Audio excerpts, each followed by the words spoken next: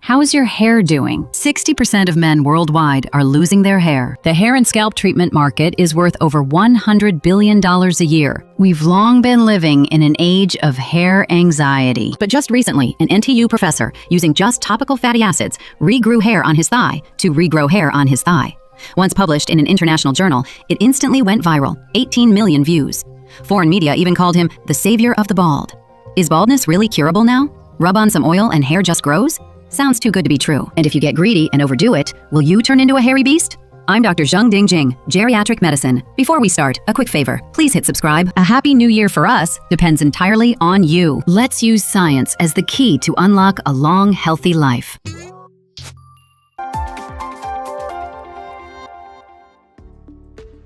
Many people think baldness comes from a damaged scalp, but the real problem is your hair follicles, the tiny factories that produce each strand. Every follicle goes through 3 phases: anagen, catagen, and telogen. Anagen is when the hair follicle is working full tilt. Stem cells switch on, blood flow surges, energy floods in. Like a factory running 24/7, hair keeps growing and getting thicker. Catagen lasts only about 2 weeks. The hair follicle gets the signal to shut down, the production line winds down, and the factory gets ready to rest. Then comes telogen, basically the hair follicle's unpaid leave. It barely works, but it hasn't broken down, because underneath, new hair is getting ready to push the old one out. The shedding you see is really just new hairs pushing out the old ones. In a healthy state, about 85% of hair follicles are in anagen. But when stress piles up and you stay up late, with hormones and diet all out of whack, these workers go on a mass strike. The hair follicles enter telogen. When you wash your hair, it falls out in clumps. Your hairline at the temples starts receding. That's how baldness happens. The most typical type is androgenetic alopecia. With these patients, hair follicles aren't just resting, they're being forced to shrink. This is called follicular miniaturization. The main culprit is DHT, or dihydrotestosterone. It's a metabolite of testosterone. When DHT levels get too high, it keeps telling the hair follicles to shrink, then shrink some more, until eventually they just retire early. The hair follicles at your temples and forehead are the most sensitive to this. That's why men's baldness often shows up as an M-shaped hairline, or vertex baldness. Hey wait, what about women? Women naturally have fewer androgens to begin with, but at certain times, like late pregnancy, postpartum, menopause, estrogen drops, and androgen effects kick in. Sebum goes up, hair follicles slip into temporary hibernation, and that triggers a hair loss crisis. What if our hair follicles never wake up? Wouldn't we just end up bald? When it comes to hair regrowth, there are 2 go-to options: Rogaine, Minoxidil, and Finasteride. These 2 are basically the heavyweights of hair loss treatment. They work through different mechanisms to drag hair follicles back to work. Rogaine is a topical treatment. It dilates blood vessels, boosts blood flow, delivering nutrients to your hair follicles, like an Uber Eats for your scalp. It also opens potassium channels in the hair follicles, keeping them stable, extending anagen, and delaying telogen. But this stimulation is temporary. Clinical data shows with twice daily use for a year, about 40% of men see noticeably thicker hair. But once you stop, within 3 to 6 months, most people fall right back into the shedding phase. Propecia, on the other hand, is an oral med. You take it by mouth. It inhibits the enzyme that converts testosterone into DHT. Once DHT drops, hair follicles won't age or shrink as fast, and hair loss won't be as severe. But because it messes with your hormones, the side effects are real. Lower sex drive, erectile issues, low mood, you name it. What both drugs have in common is this: they both force hair follicles back to work.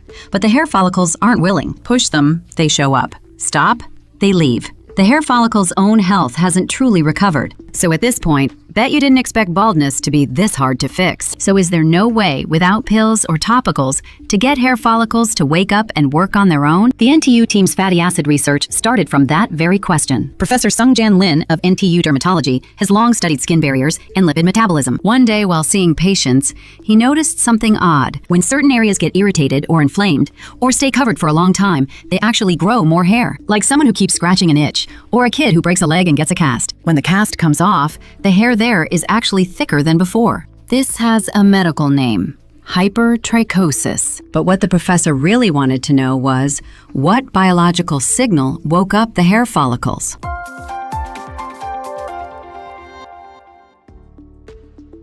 Today we're going to talk about what the media dubbed the next Guardian Mountain of Taiwan, this fatty acid formula. What makes it so special?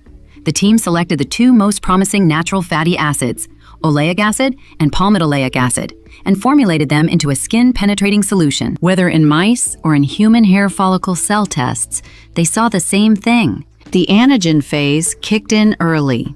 Hair follicle stem cells exposed to this solution got a wake-up call and sprang to life. Then Professor Lin did the experiment everyone loves to talk about, one built on solid data. He applied the formula to his own thigh for 3 straight weeks.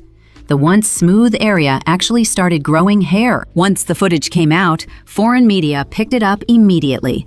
It hit over 18 million views on X. Foreign netizens went wild. This is the savior for bald people. Some even joked, protecting Taiwan is more important than ever. But the real reason this study drew global attention wasn't the professor sprouting hair. It's that it opened up a whole new way of thinking about hair regrowth. To understand why this worked, we first need to know that hair follicles don't wake up by luck. At the very base of the hair follicle, there's a group of hair follicle stem cells. They're usually dormant, but once they get the right growth signals, they can restart. A key part of that signal is tied to cell renewal, the WNT/beta-catenin pathway. You don't need to remember the name. Just know that once this pathway switches on, the hair follicle enters anagen. Professor Lin's team made the breakthrough. They found what actually flips that switch. In their study, published in Cell Metabolism, they first applied mild stimulation to mouse skin, like chemical irritants or lasers, causing minor damage. They found that immune cells beneath the skin and even adipocytes got activated. The whole process breaks down into these steps. First, when the skin is stimulated, immune cells rush toward the hair follicle, especially macrophages. They release signals telling subcutaneous white adipocytes to start breaking down fat. Step 2. After the adipocytes break down, they release large amounts of free fatty acids. These fatty acids aren't just fuel for energy. They directly affect the metabolic state of hair follicle stem cells. Step 3. After hair follicle stem cells absorb these fatty acids, the cell's powerhouses, the mitochondria, become more active. That's because these fatty acids activate a key regulator called PGC1-alpha, putting the stem cells into an energy-rich state. Step 4. When energy is abundant, the signaling pathways for cell renewal become much easier to activate. The hair follicle can then smoothly shift from telogen back to anagen. In other words, the role fatty acids play here isn't just protecting the skin or simply moisturizing it. It's a real physiological signal. What's it telling the stem cells? The environment is stable. Energy is in place. Come back to work. Get to work. That's why the team later turned oleic acid and palmitoleic acid directly into a topical solution and applied it to uninjured mouse skin. They still saw faster hair growth because it mimicked the key fatty acid delivery route triggered after skin stimulation. So in short, the real breakthrough of this study is shifting the thinking on hair regrowth from forcing hair follicles to adjusting the microenvironment. As long as the environment is right, hair follicles will wake up and get to work on their own. But wait, before you run out and buy oleic acid to slather on, just putting it on doesn't mean it'll work. The oleic acid used in the study and palmitoleic acid are research-grade materials. Concentration, purity, solvent ratio, all carefully controlled. There have been cases overseas where topical minoxidil, the Rogaine we just mentioned, at too high a dose made kids grow fine hair all over their bodies. So whether it's meds or fatty acids, anything that can alter a hair follicle's fate, don't play pharmacist and start mixing stuff at home. If you're dealing with hair loss, please see a doctor first. Find out what type of hair loss you have, then discuss the right treatment.